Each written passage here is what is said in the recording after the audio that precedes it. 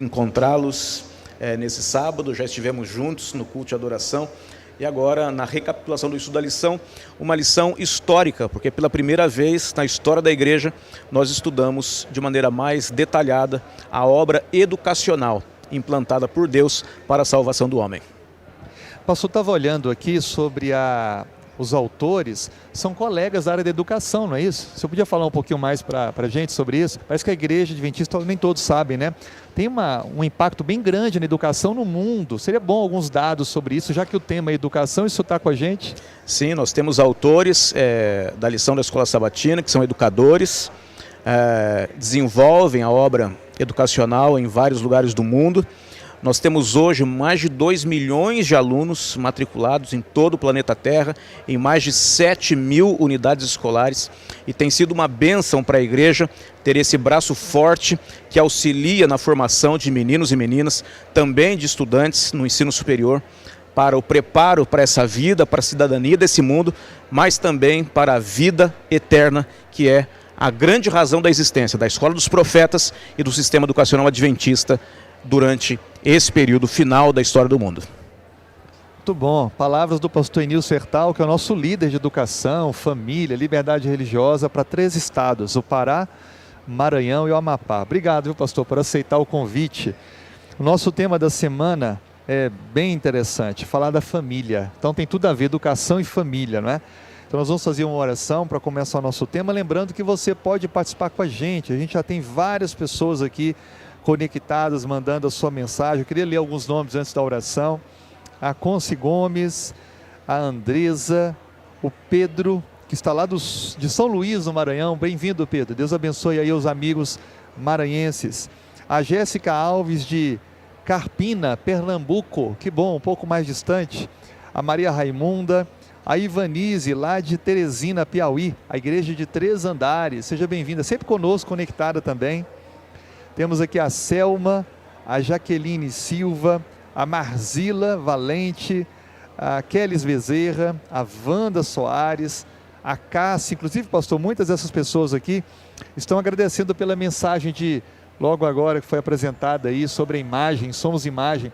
Amém, foi uma bênção, pastor, muito obrigado.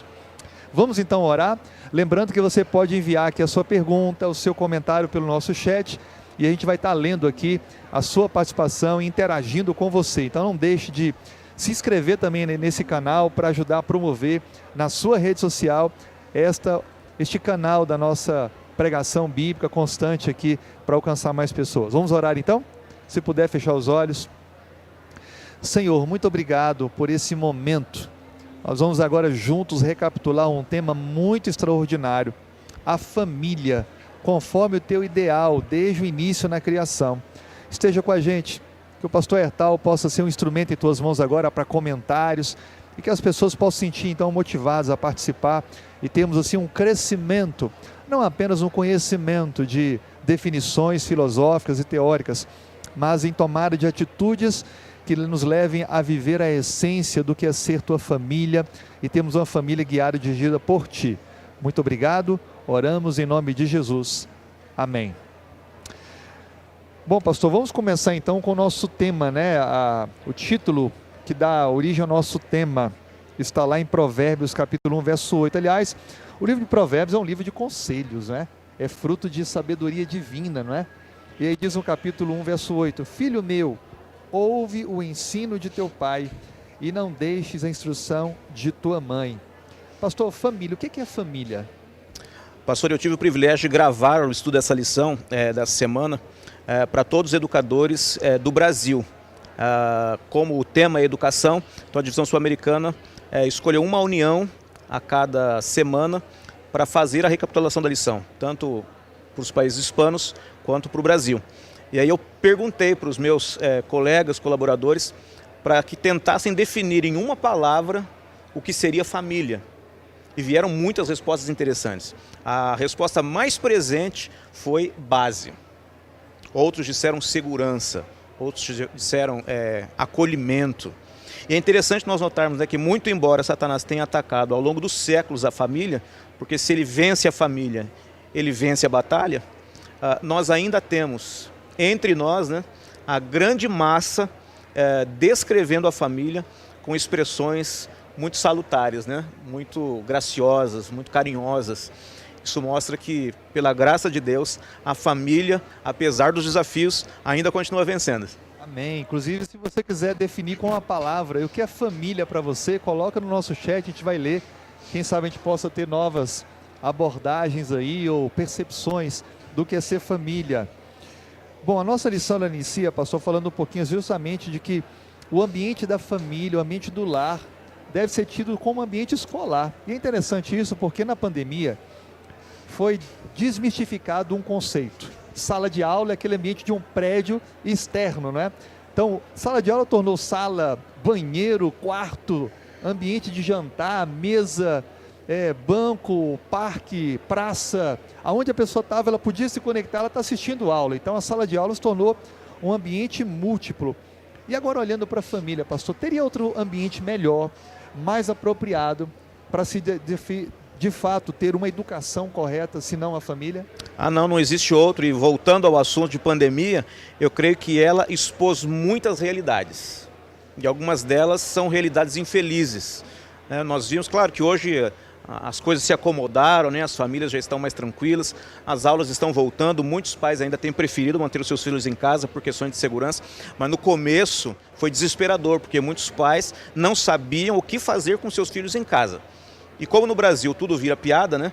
Quantos memes a gente recebeu, né, de imagens ou vídeos ou só áudios de mães e pais desesperados que não sabiam mais o que fazer com os filhos, ou que queriam pagar mais os professores, né? Alguns disseram, bom, enfim, foi muita coisa interessante que a gente ouviu, né? Isso expressa a situação de distanciamento, né, infeliz dos pais e os filhos. Quando nós fomos obrigados pela pandemia a estarmos mais próximos dos nossos filhos e compartilhar com eles aquilo que nós deveríamos fazer sempre, nós entramos em parafuso. Não estávamos preparados? Não estávamos preparados e, na verdade, deveríamos fazê-lo sempre. Né? Não é porque agora houve pandemia que nós tivemos que, agora eu tenho que atender os meus filhos porque não estão indo para a escola. É algo que nós deveríamos fazer sempre.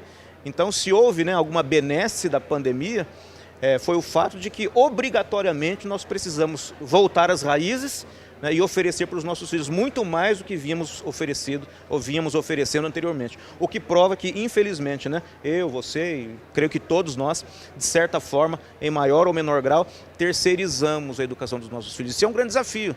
Porque às vezes nós queremos que a escola faça o nosso trabalho, nós queremos que a igreja faça o nosso trabalho, quando na verdade escola e igreja são apenas braços apoiadores. Mas a responsabilidade é nossa. E finalizando, né, amarrando a resposta para a sua pergunta, realmente não existe um outro ambiente mais propício para a formação do que o lar. Aliás, é nossa responsabilidade como pais, não é uma opção. Pastor, eu fico pensando, a gente trabalha para produzir conforto e segurança para o nosso lar. E a gente quer ao longo da vida dar presentes para os nossos filhos. E o que a gente percebe, a pandemia trouxe o destaque disso, é que o melhor presente para os nossos filhos é a nossa presença. A presença na vida educacional, a presença na formação do caráter, a presença nos momentos bons e ruins, para que de fato possa ser relevante a formação deles, porque a gente percebe uma geração fragilizada, não é? Problemas psicológicos, depressão, ansiedade, compulsões, e a gente tem que fazer alguma coisa. Como uma família de Deus, a gente então foi conduzido a um retorno a esse processo original que a gente vai ver aqui ao longo da lição, de colocar a família como esse principal ambiente de formação. Exatamente. Eu estive já há várias semanas, no domingo aqui com você, e eu falei sobre como seria o pós-pandemia para a família, né? E eu me lembro de ter falado que o que nós estamos experimentando agora não é o novo normal, é o velho normal. Aquele do plano original de Deus. Então nós temos o privilégio agora e a oportunidade de recomeçar com os nossos filhos. E é para nós um privilégio, uma responsabilidade. Eu creio que seja uma chance que Deus está dando para a gente. Talvez não tenhamos outra, né? Tanto porque talvez não haja uma pandemia antes da volta de Jesus, a gente não sabe. Mas se essa for a última, talvez seja o chamado final de Deus para nós que somos pais. Para realmente olharmos para os nossos filhos como nossa responsabilidade pessoal, porque um dia nós vamos ter que dar conta deles. É sério isso, né? Muito sério. Muito sério. Olha, nós temos aqui algumas pessoas que estão entrando agora. A Aline Sinibu, ela colocou assim, na verdade é o Gabriel Sinibu que está usando a conta dela e diz: família é segurança. Parabéns, Gabriel. Gessé Marinho, família é célula. Olha que bacana, célula. A unidade fundamental da vida, né? Sim, perfeito. O Cícero Alencar, ele é lá de Alto Brasil, Maranhão. Ele gostou muito da mensagem, para você estar aqui agradecendo. Disse que ainda não é batizado, mas está esperando aí o dia da sua decisão. Que bom, não é? Que chegue logo, né? Chegue Pela logo. graça de Deus. Muito bem. Pastor, falando agora dessa questão da família, da educação como base, a nossa história bíblica, ela conta o relato da primeira família. A formação do homem, a formação da mulher, o primeiro lar edênico. O que a gente pode aprender com as lições ali, tudo o que aconteceu, sobretudo com o processo de distanciamento de Deus, provocado por não ouvir o professor Mor? Que lições a gente pode tirar como base aí para compreender o caminhar da humanidade e no conceito da família e a relação dela com Deus e como isso tem que ser bem melhor ajustado?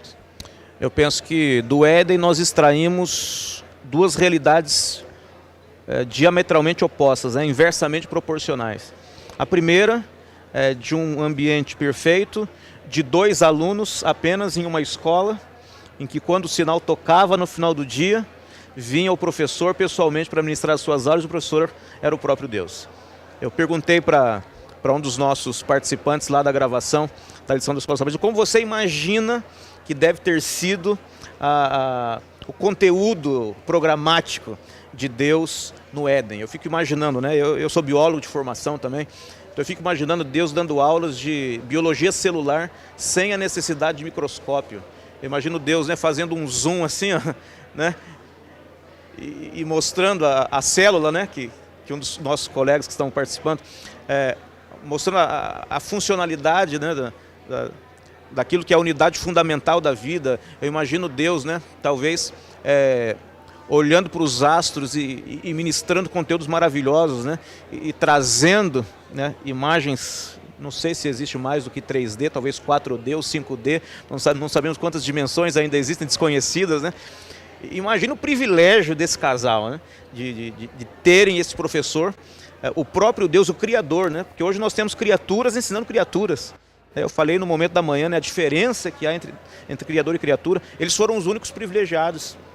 E infelizmente, ainda assim, aí você vê, né, como a criatura é realmente muito diferente do Criador. Ainda assim, né, perderam a oportunidade, né, nos colocaram nessa condição. É claro que nós não estamos aqui para fazer caça às bruxas, porque se nós estivéssemos lá, provavelmente teríamos feito o mesmo, né, mas hoje nós estamos aí nessa situação desafiadora, em que pela graça de Deus, nós temos a oportunidade da restauração, e Deus usa, pastor Fanuel, a hereditariedade para a transmissão dos saberes sobre o plano da redenção. Deus não escolheu um outro método. Ele poderia ter utilizado o outro, mas ele escolheu a hereditariedade. Então ele espera que pais trabalhem pela salvação dos seus filhos, né, e que os outros filhos trabalhem pela salvação dos outros, para que assim nessa cadeia nós tenhamos a salvação de várias gerações sem que haja interrupções. Infelizmente nós sabemos que existem quebras nesses elos e muitas vezes filhos precisam trabalhar pela salvação dos seus pais, às vezes o sentido é inverso. E é nesse sentido, né, que entra a igreja, é nesse sentido que entra a escola, para contribuir, para que esses elos se unam novamente e essa salvação transmitida de geração em geração possa ter a sua sequência e possa se perpetuar até a volta de Jesus.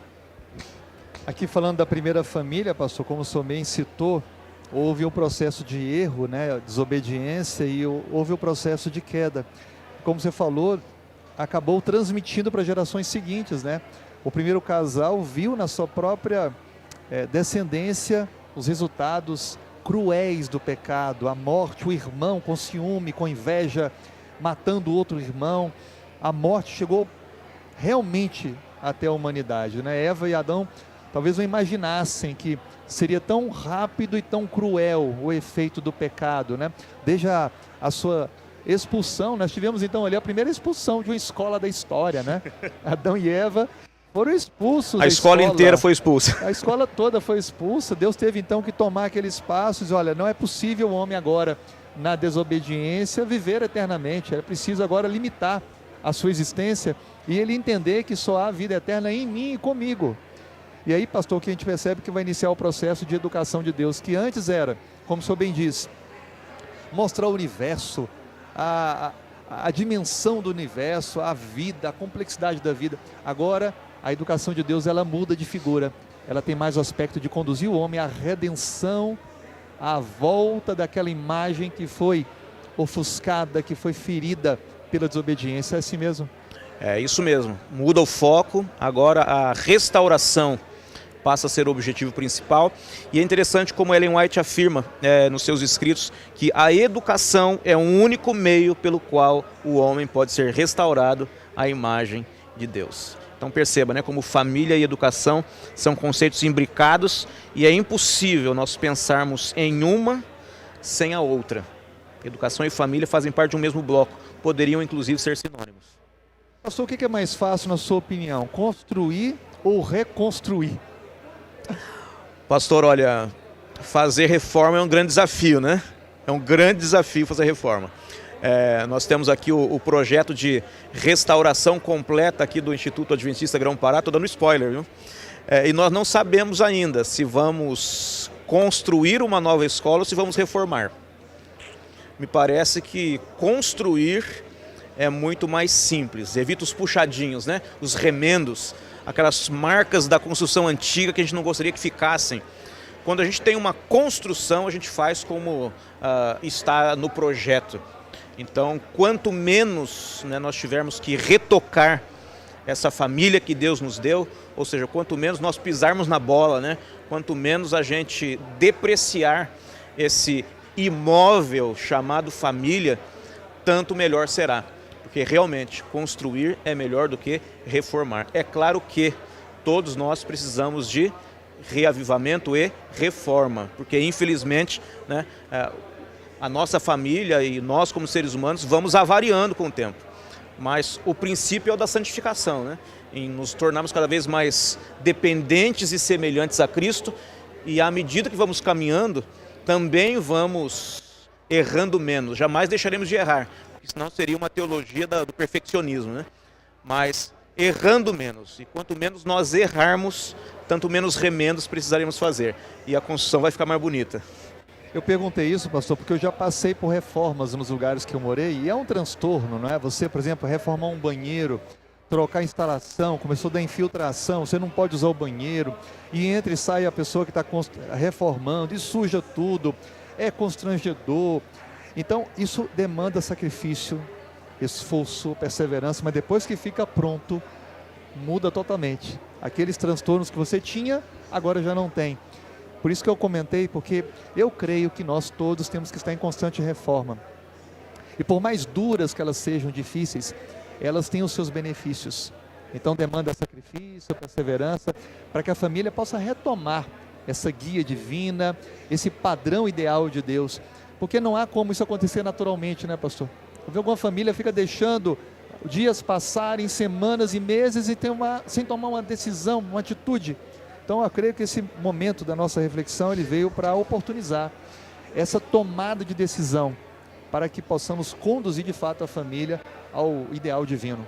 É verdade, pastor. Eu estou fazendo um curso de inteligência emocional com o Paulo Vieira, que é um grande nome aí do treinamento de pessoas no Brasil e no mundo, né? Está no top 10 da revista Veja com o livro Poder da Ação já há muitas e muitas semanas. E ontem ele falava sobre alta performance. E um dos aspectos da alta performance diz respeito a nós abrirmos mão do prazer momentâneo. Então, muitas vezes, né, essas reformas pelas quais nós precisamos passar demandam sofrimentos, né?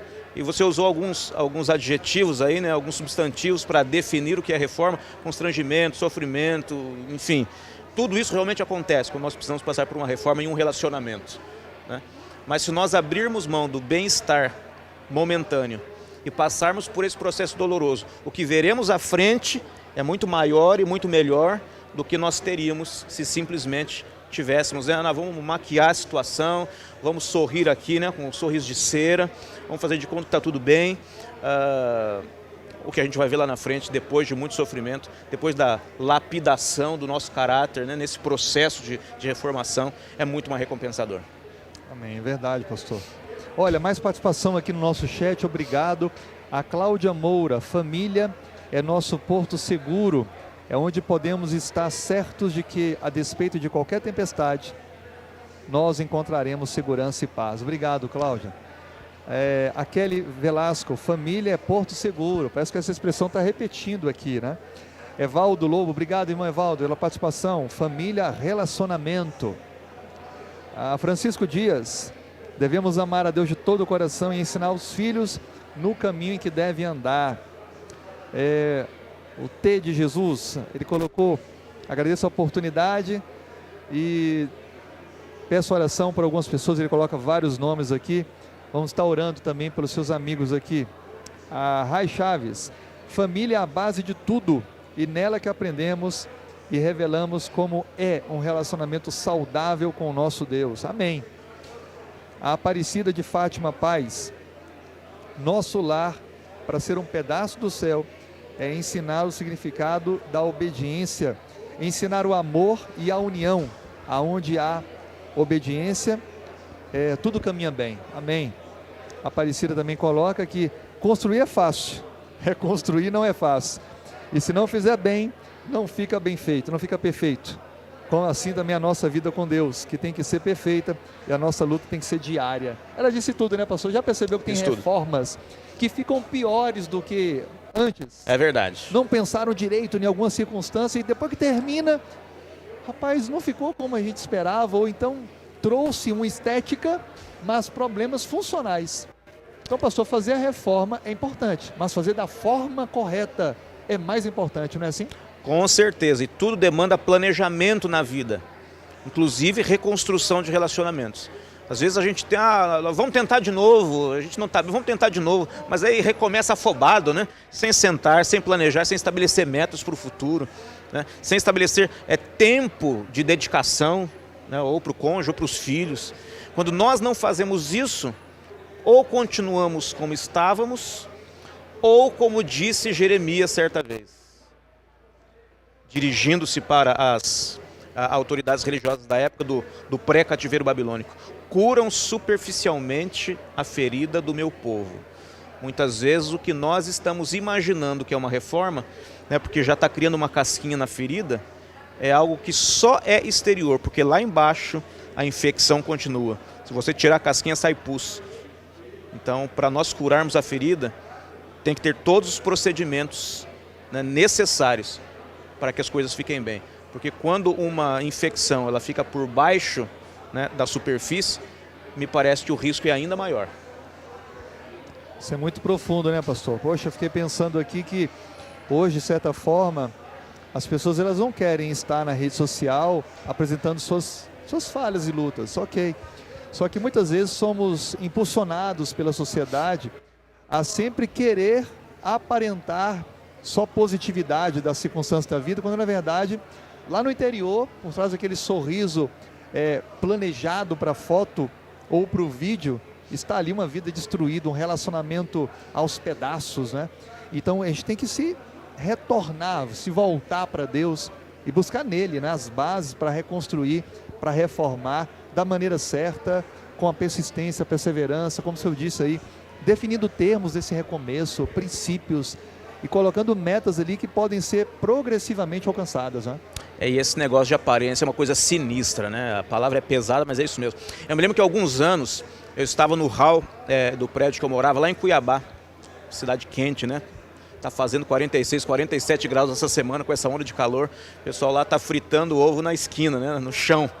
E eu estava no hall esperando uma carona e tinha umas revistas velhas. Eu acredito que algum morador tenha jogado fora, talvez o porteiro tenha ficado com dó de jogar e colocou as revistas de volta lá na...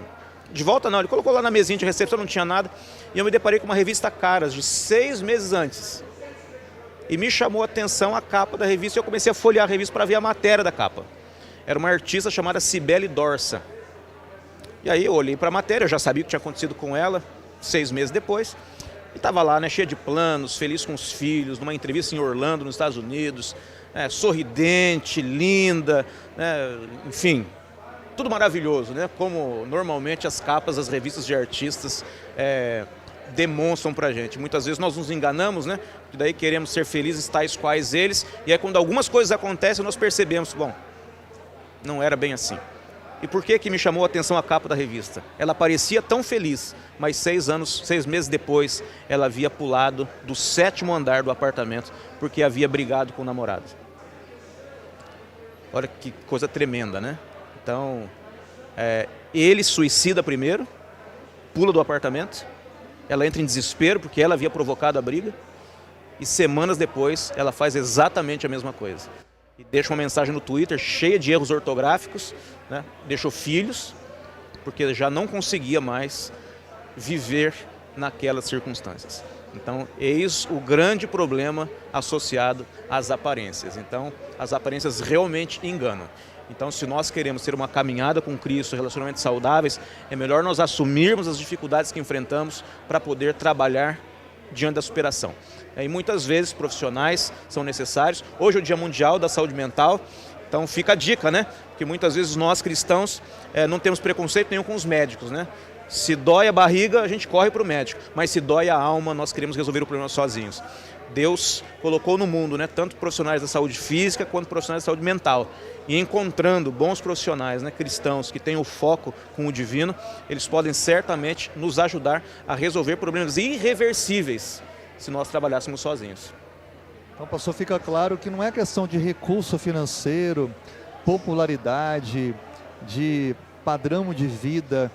A questão tem que buscar aquele que de fato tem autoridade, poder para refazer, para reconstruir. É Deus, né, pastor? Ele é o fundador da família e Ele é o restaurador da família. Sem Ele é impossível, né?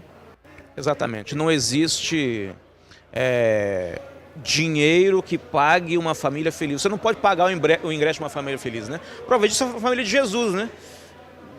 Quando ele nasceu, quando foi apresentado, não tinha nenhum animal grande para oferecer no templo, levou lá um pombinho, né? Olha, Jesus acho que era da classe D-, se fosse, né, para as estatísticas do IBGE hoje. Mas era uma família feliz, era uma família, né, organizada, era uma família focada com o divino. A própria lição vai apresentar Jesus como alguém que é educado no lar e desenvolve o seu ministério, não apenas porque é filho de Deus, mas porque também teve uma família equilibrada, de pais zelosos, que inclusive não matricularam o seu filho na escola da época, que não era uma escola secular, era uma escola religiosa, mas que infelizmente também havia se perdido em relação aos princípios. Quem cuidava da escola eram os fariseus, que surgiram como grupo, né, de maneira muito interessante, porque depois do cativeiro babilônico, alguns se reuniram e disseram: nós não queremos ser cativos novamente, porque a coisa mais preciosa para um judeu é a sua terra. E eles haviam perdido a sua terra no exílio. Voltando para casa, eles disseram: não queremos mais cair, nós queremos ser obedientes a Deus. Então vamos aqui nos concentrar na obediência. Mas aí eles foram se perdendo com o tempo, né? Eles acabaram focando mais na obediência do que no Deus da obediência. E Maria, obviamente, não esperava que Jesus fosse instruído dessa maneira. Então percebe-se, né, que uma família pobre, como a de José e Maria, tiveram condições de preparar o Filho de Deus para o exercício do seu ministério. Então, não importa quem a gente seja, quanto recurso nós tenhamos, o que importa é que nós realmente foquemos no divino, né? E o eterno vai nos conduzir na educação, na formação dos nossos filhos. Pastor, é complexo falar da encarnação de Cristo, mas Ele é 100% humano, 100% divino na encarnação. E fica claro para nós que, por ser 100% humano, ele estava construindo os conhecimentos da formação do seu caráter para iniciar o ministério na fase adulta. E quando no episódio o senhor mencionou de irem sacrificar em Jerusalém, ele é esquecido no templo. Depois de 3 dias, os seus pais o encontram e ouvem ele falando com sabedoria, ensinando os professores da lei. Então ele estava com 12 anos aproximadamente, acima deles em conhecimento. Que lições a gente tira sobre qualidades, atributos de José e Maria para produzirem nele esse desenvolvimento tamanho que é encontrado ali naquele episódio? Pastor Fanuel, primeiro que essa cena é inusitada, porque todo garoto judeu ia para Jerusalém quando tinha 12 anos. Fazia parte do processo seletivo para que no futuro esse garoto fosse um rabi.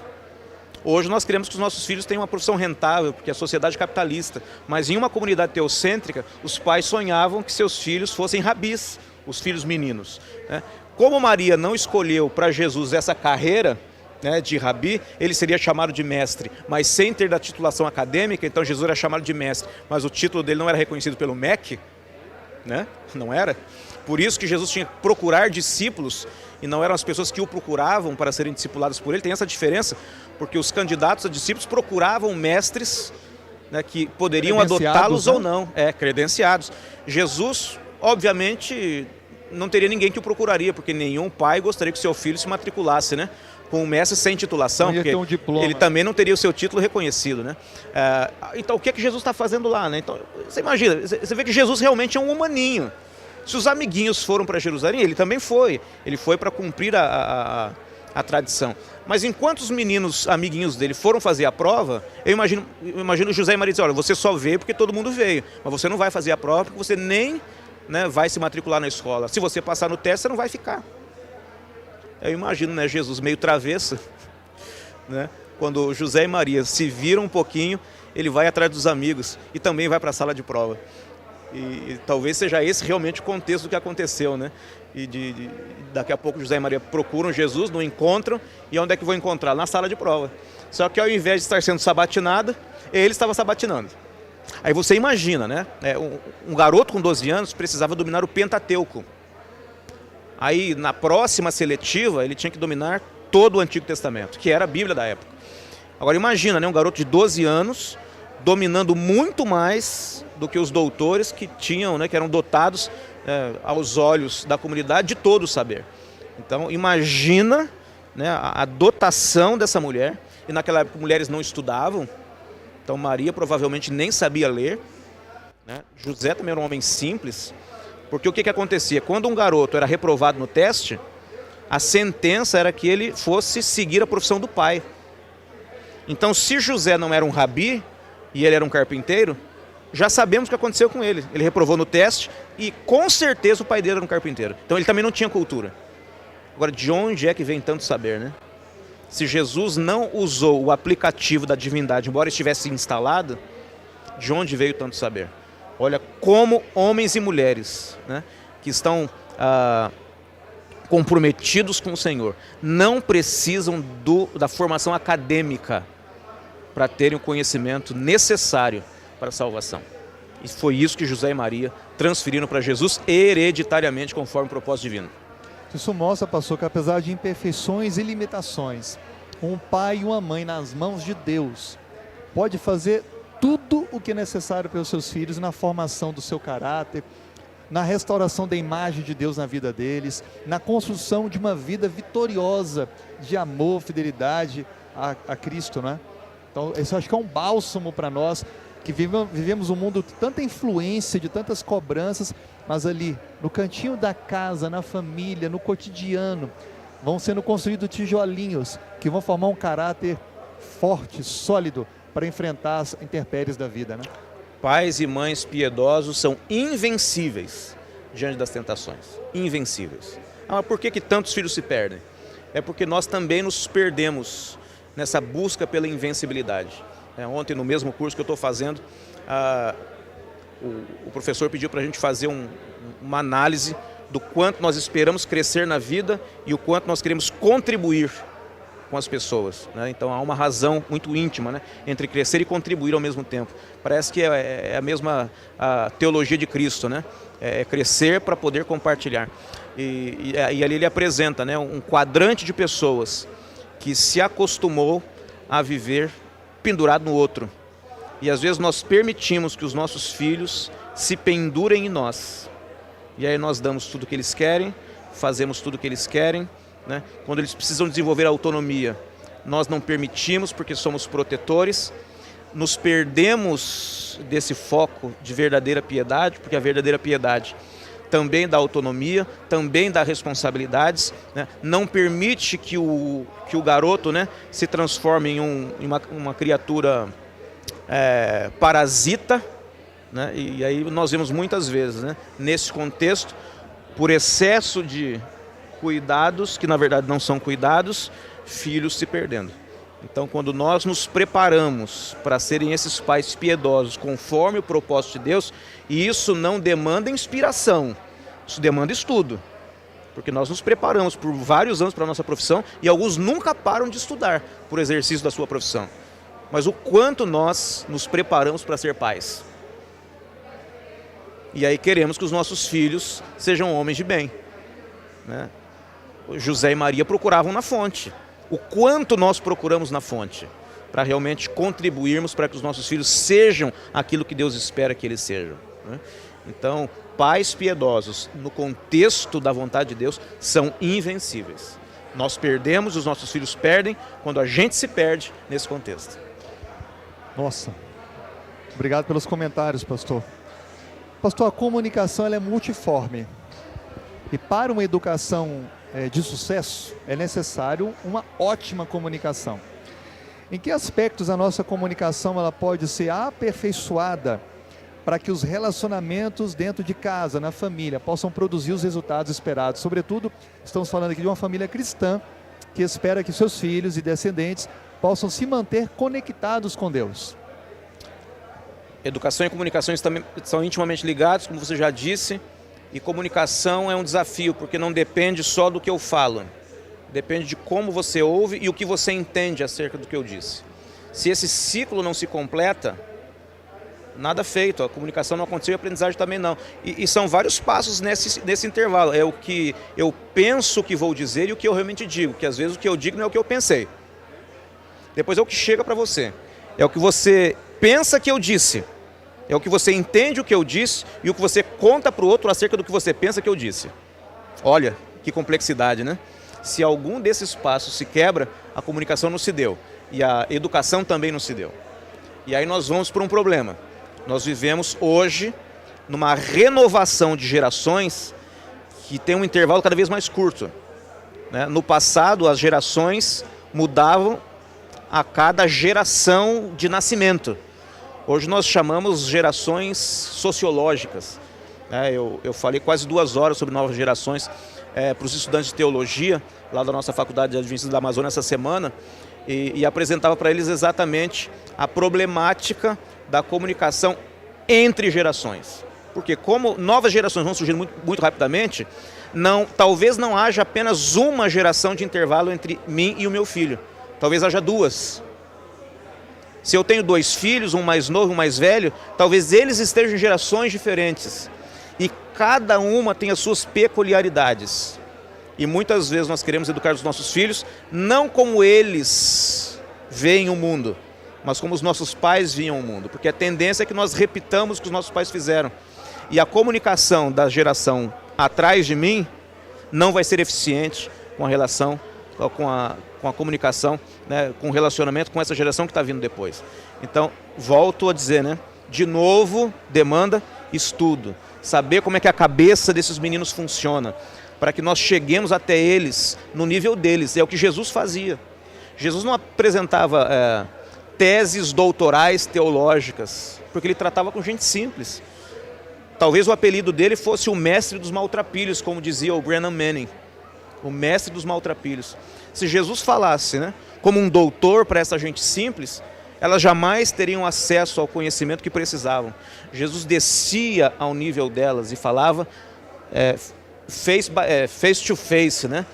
Eu até acho interessante a forma como Jesus aborda o Zaqueu, o publicano, porque havia 2 profissões odiadas entre os judeus. Uma delas era do publicano, né, que assaltava os próprios irmãos para enriquecimento próprio. A outra profissão odiada era de pastor, porque os pastores não respeitavam muito aquelas regras de purificação pessoal e eles ainda cometiam um outro pecado mortal, pastor. Imagina que lá na tela não dá para ver o tapete, né? Mas estamos aqui num tapete. Imagina você que tem um tapete na sua casa e que Israel seja o seu tapete. Às vezes as ovelhas ultrapassavam o limite do tapete e os pastores pisavam do lado de lá da fronteira. E os judeus diziam, olha, vocês estão levando terra santa para o estrangeiro, não pode. E pior ainda, e traz terra imunda para a nossa. Então os pastores eram imundos, considerados imundos assim como os publicanos. Quando Jesus diz, hoje houve salvação nessa casa, porque eu vim, né, buscar e salvar o perdido, parece uma citação muito apropriada, né, por uma íntima ligação com a imagem do bom pastor, que foi buscar e salvar o que havia se perdido. Então Jesus inclusive se coloca na posição de odiado para atender aquele que foi odiado. Olha que coisa interessante, né? Então, tanto mais a gente também, né? Nós como pais precisamos realmente chegar, né, à linha de compreensão da geração dos nossos filhos para poder alcançá-los. Assim a comunicação vai funcionar. Pastor, eu sei que o tempo não vai dar, mas eu não posso deixar de comentar isso aqui, só para a gente fazer uma pequena abordagem. Recentemente foi lançado um documentário chamado O Dilema das Redes Sociais. Creio que como educador você já tenha visto com o seu grupo de líderes. Assisti. Pastor, o que fica claro para nós é que há um intruso dentro da casa, dentro do lar, que está fazendo os nossos alunos, os filhos, ficarem dispersos. E nós, pais, somos responsáveis por permitir eles serem super expostos, sem monitoramento, sem um devido acompanhamento. Que recado a gente poderia aproveitar esse momento, pastor, já que a base é a Bíblia, a educação cristã, a base é a relação com Deus e através da sua palavra, para que os pais tenham um pouco mais de cuidado, de zelo com relação a esse elemento que hoje parece que faz parte da conexão dos jovens, né, da nova geração, parece que já nasce com um dispositivo conectado no corpo deles. Tá aí, gerações, eles são digitais, nós somos da geração de transição entre o analógico e o digital, nossos pais foram analógicos, nós somos da transição e eles são 100% digitais. Então para eles isso é a própria vida. Um dia meu filho me perguntou, pai, como é que era a sua vida sem internet? Meu pai, não tem jeito, né? E parece que é uma síndrome de abstinência quando cai a conexão em casa, né? Isso ataca a gente um pouco, porque nós somos da transição, e a eles muito mais. Eu indico 100% esse documentário que você citou, ele é muito forte, né, porque são depoimentos de gente que trabalhou na área, gente do Facebook, gente do Google, gente do Instagram. Neurocientistas. Neurocientistas, quer dizer, gente que entende a própria concepção, né, das redes sociais e o que existe por trás. Alguém disse para mim essa semana que quando você não paga, você é produto. Então eu não pago para fazer um cadastro no Instagram. Eu não pago para fazer um cadastro no Twitter, no YouTube, no Facebook, né? A gente não paga. Então se a gente não paga, a gente é produto. Tem alguém comprando.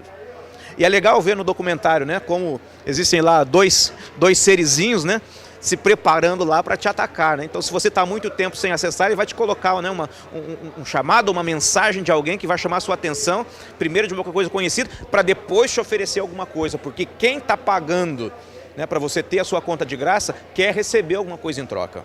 E é interessante, né, porque você vai lá no Google, pesquisa um sapato, e aí aquilo ali é inteligência artificial, você não compra o sapato. Depois toda a página que você abre, inclusive rede social, aparece, pode não ser aquele sapato, mas tem um sapato. Por quê? Porque o sistema sabe que você está interessado em comprar um sapato. Agora, eu estou falando de coisas. E quando o assunto são as ideias? O documentário diz que as redes sociais têm como propósito alcançar o nosso tronco cerebral, para não apenas mudar as nossas vontades, mas tem o objetivo de mudar o nosso ser, né? E se nós somos produto, nós vamos ser transformados à imagem e semelhança daquilo que eles esperam que nós sejamos. Muda toda a cosmovisão, né? Porque às vezes a gente acessa isso tudo sem filtro, até porque os ataques são indiretos, são subliminares. Quando eles são diretos, imagina, né? Aparece o diabo lá na rede social e diz, eu vim pegar você. Você vai cair fora. Mas como é indireto, como é sorrateiro, assim como a serpente, você não percebe. Quando você vê, você já está escravizado. E hoje nós precisamos ter, né, os internéticos anônimos, porque tem gente absolutamente dependente das redes. Então, e aí a gente volta para a sua pergunta. Diante da complexidade dessa problemática, é um alerta, não apenas para os nossos filhos, mas para nós também. Que às vezes dizemos que não temos tempo para estudar a palavra, não temos tempo para os nossos filhos, mas temos tempo para aquela passadinha na rede social. E as estatísticas dizem, pastor, que a passadinha pela rede social, em média, dura 20 minutos. Uma passadinha. E tem uma outra pesquisa que diz que existem adolescentes e jovens que estão passando só em rede social, não as outras mídias, 8 horas por dia. Isso é mais que o dobro do tempo que elas passam na escola, né? Aí que eu quero chegar ao ponto. Aí eles dizem que não tem tempo para lazer. Claro. Não tem tempo para fazer tarefa de casa. Claro. Porque o tempo que eles teriam para isso está sendo ocupado, preenchido, só pelos dispositivos móveis e as redes sociais. E aí eles não têm vida social, né? Eles perdem desempenho acadêmico, não existe mais relacionamento em casa, por quê? Eles estão apenas focados naquilo. E eles precisam, né, dedicar esse tempo para a conexão. E aí, infelizmente, quebram-se os relacionamentos. Agora você imagina, né, que conteúdos eles vão ter quando forem pais para formar os seus próprios filhos. Pastor, esse é o problema. Como educador, que conselho o senhor daria para os pais poderem reverter isso ou corrigir isso? Pastor, eu quero principiar existe? Quero começar o conselho com a citação de um cara chamado Neil Postman. Ele diz assim, que os nossos filhos são mensagens que nós enviamos a um futuro em que não estaremos. Então, qual é o conselho? Faça pelos seus filhos o que você espera que eles farão pelos seus netos. O Warren Wiersbe também diz que a igreja está sempre a uma geração da extinção. Porque se nós não preparamos a próxima geração, nós temos a diluição. Nós vimos agora, essa semana, saiu uma estatística, né? Das porcentagens da presença adventista no mundo. Nós temos 4% dos adventistas no mundo, na América do Norte e na Europa. 96% nos outros continentes. É porque tudo isso que nós estamos experimentando no hemisfério sul começou no hemisfério norte. E se nós não cuidarmos, a mesma coisa que aconteceu lá, né? A involução da igreja vai acontecer aqui também. E a nossa família vai ser atacada. Então, se nós queremos a salvação dos nossos filhos, nós precisamos trabalhar incessantemente pela salvação deles. E talvez nós precisemos de um expediente de 8 horas por dia para fazer isso. Porque para o nosso sustento nós gastamos 8 horas por dia. E por que os nossos filhos a gente gasta 5 minutos? Porque as estatísticas dizem isso. Nós temos 5 minutos de qualidade dedicado para os nossos filhos diariamente. Será que 5 minutos vai garantir a salvação deles? Eu acho que não. Aí fica, né, pastor, investir em materiais, literatura, a gente tem esse guia trimestral, a gente tem canais que eu posso sugerir meu filho, junto com ele, tanto eu seguir, como fazer ele seguir também, para receber postagens, para ele estar conectado, para o tempo todo estar assistindo e assimilando aqueles conteúdos, né? Porque ele vai olhar para a gente e aquilo que a gente faz, ele vai fazer também, não é? O que você falou é muito legal. Como nós temos que descer no nível deles, nós temos que falar a linguagem digital deles. Se você foi ao ponto, nós temos Feliz 7 Play, né? A educação está lançando agora o E-Class Play, né? O E-Class é a plataforma das tarefas, agora nós vamos lançar o E-Class Play, né? Atividades interessantes para aprendizagem. Quer dizer, não adianta nós colocarmos só livros físicos nas mãos deles, é claro que tem um momento para isso também, né? A gente não pode rasgar também as tradições, né? Agora, se eu tenho aplicativos que vão, né, proporcionar condições para que eles avancem, por que não fazê-lo? É fazer aquilo que Jesus fazia, né? É fazer o que Jesus fazia. Então, esse é realmente o nosso desafio, é nós chegarmos neles com os recursos que nós temos. E aí agora vem a grande pergunta, né? Será que nós estamos dispostos a investir nisso? Claro, aplicativos são gratuitos, a igreja não cobra por Feliz 7 Play. Agora, se eu quero ter uma coleção de DVDs, está caindo de moda, né? Mas ainda tem, né? Se você quer comprar um outro material audiovisual, ou boa literatura, ou brinquedos bíblicos, né? Essa semana eu fiz a encomenda de um tabernáculo montável, réplica do tabernáculo de Moisés. É um material produzido nos Estados Unidos, com 325 peças para montar, para estudar os rituais do santuário. Pastor, eu vou ter que economizar alguns meses para pagar esse brinquedo, né? Mas, né, esse produto. Por quê? Aí você tem que escolher. Às vezes você tem que escolher, né? Ah, não, eu pago a parcela da casa, mas não posso comprar a edição de escola sabatina, né? Eu tenho que pagar a parcela do carro, é por isso que eu não tenho tempo para comprar os vídeos para o meu filho. Ellen White, comparando, né, os altares de Abraão e as torres, né, e a torre construída em Babel, diz claramente que em nossa geração existem muitos construtores de torres, inclusive em nosso meio. Então, onde está o nosso tesouro, está o nosso coração.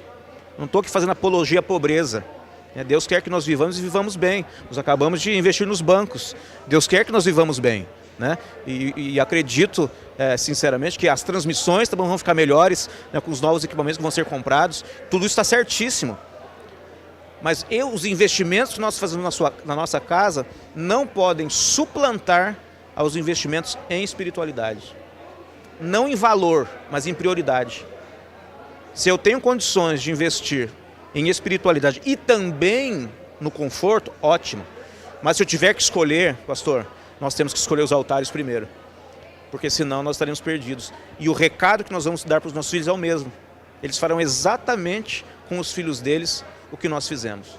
Né? Então eu espero, né, que pela linguagem não verbal da aquisição desse produto, né, usando como um exemplo, que meu filho entenda que a espiritualidade dele vale muito mais do que uma outra coisa. Ele me pediu um monitor para colocar no computador. Mas ao contrário, eu comprei um tabernáculo. Eu acho que vai servir de recado para ele, não vai? Com certeza. Penso que vai. Nossa, que recado. Pastor, a gente está vendo recentemente na internet muitos homens bilionários, já em idade avançada, que estão doando suas fortunas, que não querem morrer podres de rico. E aprenderam a viver com muito pouco. Deixaram as suas mansões, moram em casas menores. Isso mostra que até no mundo secular, empresarial, que está tão evidente hoje, na atualidade, decisões têm que ser tomadas de prioridade. A gente está agora falando de família, de um retorno ao plano de Deus, e a gente fica buscando coisas para a família, sendo que essas coisas não vão dar o que é realmente importante para o nosso lar, que é a eternidade. Então, voltando a esse tema da prioridade, da espiritualidade, pastor, é um chamado de Deus, assim, que não pode ser tido como algo qualquer, não é? O Warren Buffett está sempre entre os 3 mais ricos na lista da Forbes, tem mais de 80 anos, e o compromisso dele é doar 85% da sua fortuna em vida. Nós temos um outro aí que doou já, né? Saiu aí nas notícias, não me lembro o nome dele, mas o Warren Buffett, ele mora numa casa de 26 mil dólares. E é um dos 3 mais ricos do mundo, já foi o primeiro colocado da revista Forbes. Por que esses caras fazem isso? Porque eles precisam viver por uma causa. O mundo está em busca de uma causa. Então eles não vão transferir essa fortuna para os seus descendentes para que eles não se percam. Eles precisam de uma causa. E ao verem pessoas sendo beneficiadas disso, eles veem essa causa sendo atendida nos seus corações. Agora, pastor, nós não somos multimilionários como eles, mas nós também temos uma causa. Nós precisamos viver em função de uma causa. E a nossa causa é a nossa família. Nós temos uma profissão para zelar? Temos. Eu e você temos um ministério para tocar adiante? Temos. Mas acima de Deus, nada, só Ele. Mas abaixo de Deus, primeiro é a família. E às vezes nós invertemos esses papéis. Então, nós precisamos ter uma causa. E a nossa causa é a nossa família. Amém. Que reflexão, viu, pastor? Olhando para a família, a gente está caminhando para o final. O papel do homem, o papel da mulher dentro do lar. Parece que a Bíblia ela relaciona, não é? Efésios, capítulo 5, por exemplo, ele vai falar sobre a relação entre marido e mulher e Cristo e a sua igreja. Que lições, pastor, de forma bem objetiva a gente pode aprender nessa identificação visual que os filhos vão ter de Deus conosco através da representação feita pelo papai e pela mamãe? Fica muito claro, e eu já disse isso pela manhã, que a imagem que os filhos têm de Deus é a visão que eles têm dos pais. Então, se eles têm pais caridosos, Deus é caridoso. Se eles têm pais misericordiosos, Deus é misericordioso. Se os pais são liberais, Deus é liberal. Se os pais deixam os filhos fazer exatamente o que querem, sem nenhum filtro, então Deus também é assim. Se os pais são violentos, Deus também é assim. Olha que pepino, que abacaxi nós temos na mão. Eu penso que se nós refletíssemos mais sobre isso, eu não sei quantos de nós teria decidido ter filhos. Eu me choco todas as vezes que eu penso nisso. Porque a visão que meu filho tem de Deus é o que ele vê em mim, é o que ele vê na minha esposa. Então, qual é a compreensão que ele tem de Deus? Isso é muito forte e me incomoda muito, muito, todos os dias, né? É claro que homem e mulher acabam tendo papéis diferentes.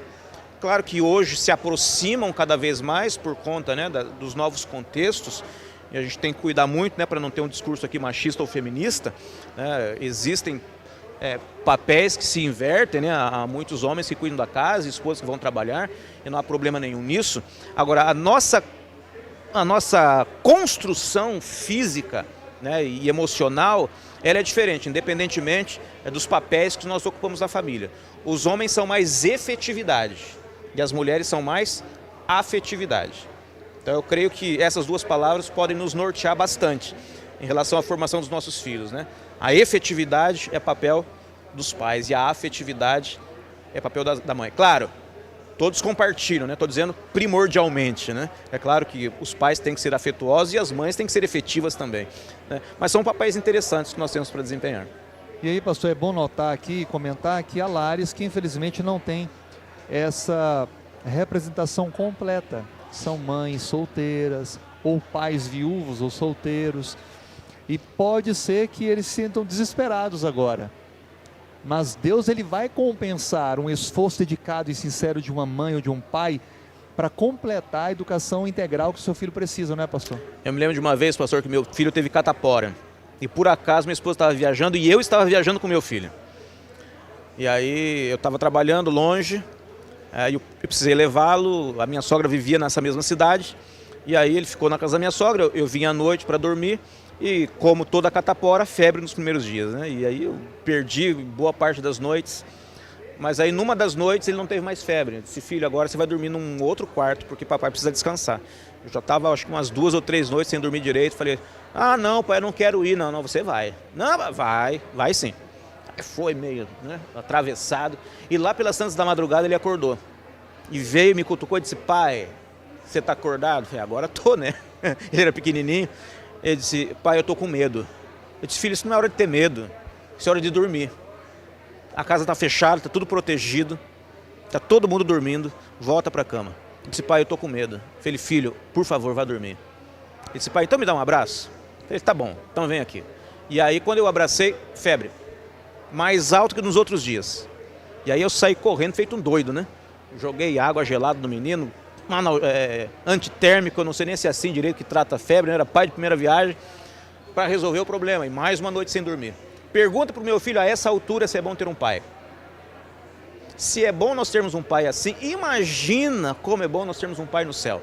Então, se nos faltam personagens que compõem essa família, que é a família, né, nuclear, que é aquela família tradicional, mas que hoje tem tantas outras recombinações, existem até famílias, né, solitárias, que tem só um membro. Deus continua sendo nosso pai.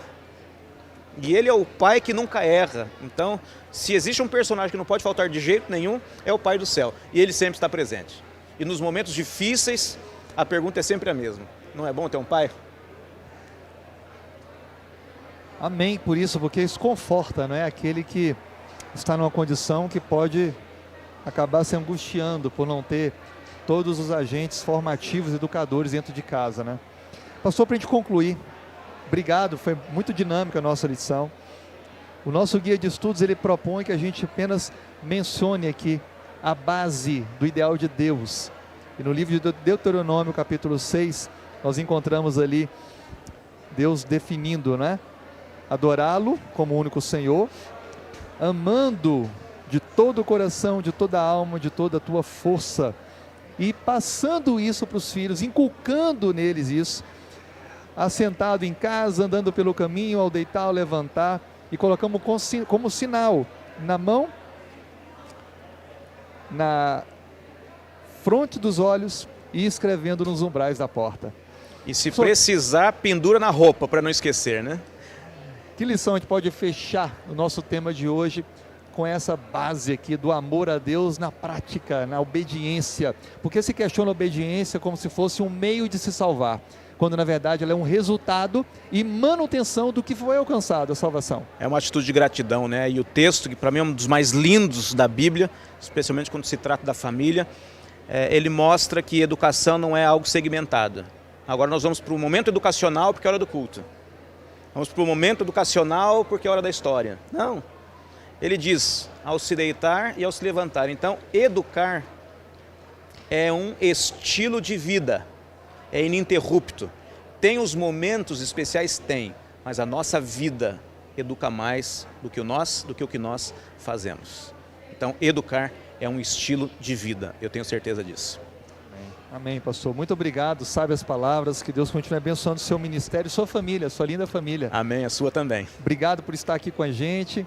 O senhor poderia, por favor, fazer a oração? Eu queria me despedir dos que estão aqui conosco no estudo da nossa lição, nesse bate-papo, nas lições da Bíblia. Nós vamos ter agora uma carta missionária, um tema que vem de uma região bem diferente da nossa, e durante esses 3 meses estaremos conhecendo um pouquinho mais da cultura indiana, que é para onde vai parte das nossas ofertas durante esses 3 últimos meses do ano. E logo depois desse vídeo, alguns clipes musicais até às 11 da manhã, quando iniciaremos então o nosso momento de adoração a Deus. Pastor, por favor. Nosso Deus e nosso Pai, obrigado pela família que recebemos. É a que temos segundo o teu propósito, com os seus desafios, com as suas benesses. Nos dê luz suficiente para sermos famílias funcionais, felizes em meio às problemáticas da vida, e que sejamos nós representantes teus nesse mundo, preparando a próxima geração, que preparar a próxima, até que Cristo volte. Ilumina a nossa mente o tempo todo, para que educar seja para nós um estilo de vida, em nome de Jesus. Amém.